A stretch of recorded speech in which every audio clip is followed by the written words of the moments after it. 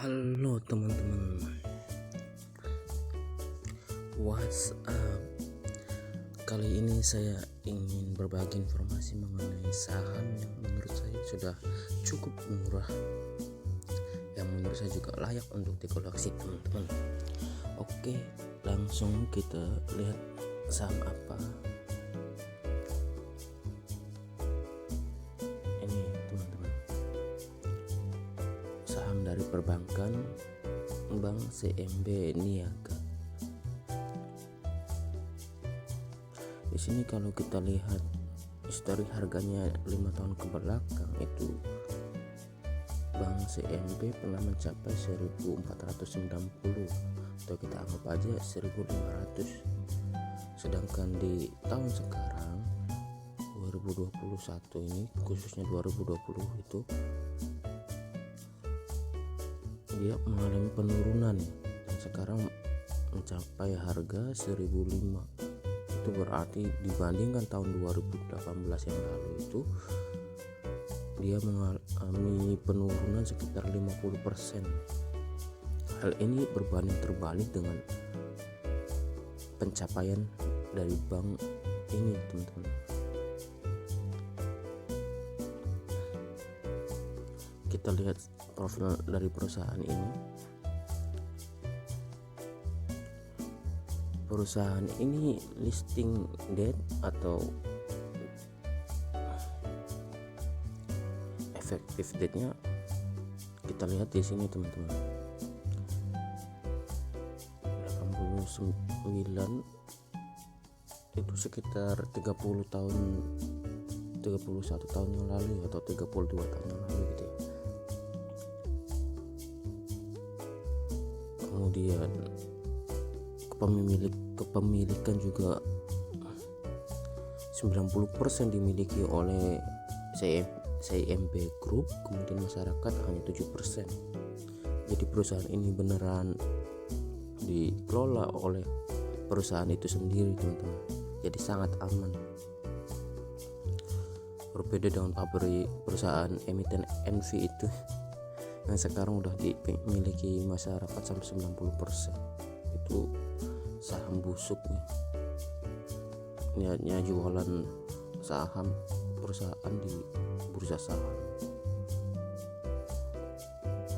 Kalau di sini perusahaan ini beneran ada teman-teman, udah berumur cukup lama 30 tahun, kemudian juga kepemilikannya sudah jelas Bank CMB Group, kemudian masyarakat cuma 7%. Untuk EPS-nya sendiri perusahaan ini nggak pernah rugi. Sekitar 4 tahun yang lalu itu sudah 4 tahun yang lalu itu nggak pernah rugi teman-teman. Kita bisa lihat di sini pencapaian. Pada tahun 2020 mengalami penurunan karena seperti kita tahu kan kena pandemi ini. Ini di sini teman-teman. PR-nya sendiri hanya 10,16 kali, itu cukup murah, sedangkan PBV-nya itu 0,6. Kalau PBV 1 aja kita bisa mendapatkan keuntungan sekitar 40%-an ya teman-teman. Itu kalau PBV 1, biasanya perbankan itu PBV-nya 2 teman-teman. Jadi potensi untuk mendapatkan keuntungan di perusahaan ini atau emiten ini cukup terbuka teman-teman.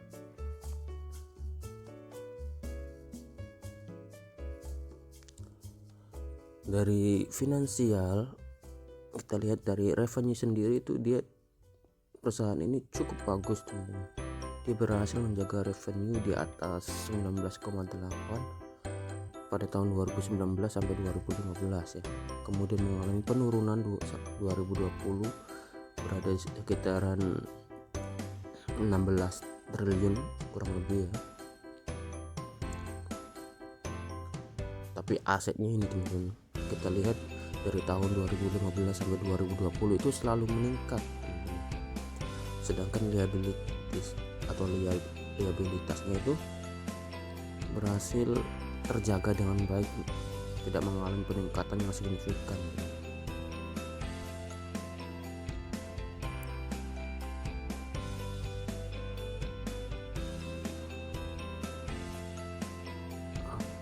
dan kita lihat di sini, perusahaan ini juga membagikan dividen dalam 3 tahun terakhir teman-teman. Menurut saya cukup menarik ya nilainya.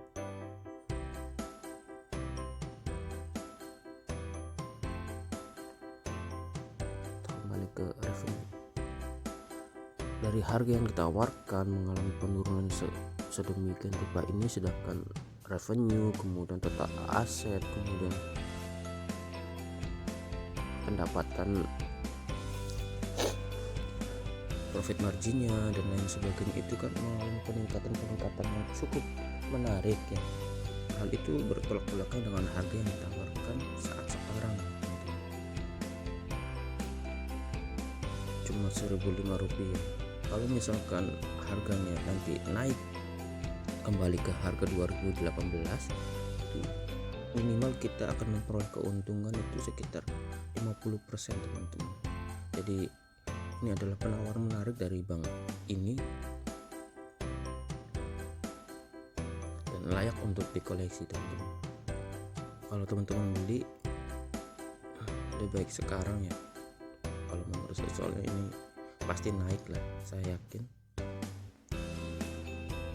Tapi ini disclaimer on ya, kalau misalkan nanti rugi jangan nyalahin, kalau untung nanti jangan,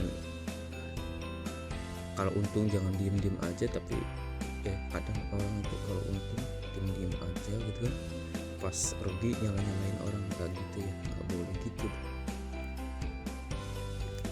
Uang kan uang teman-teman sendiri ya, jadi ya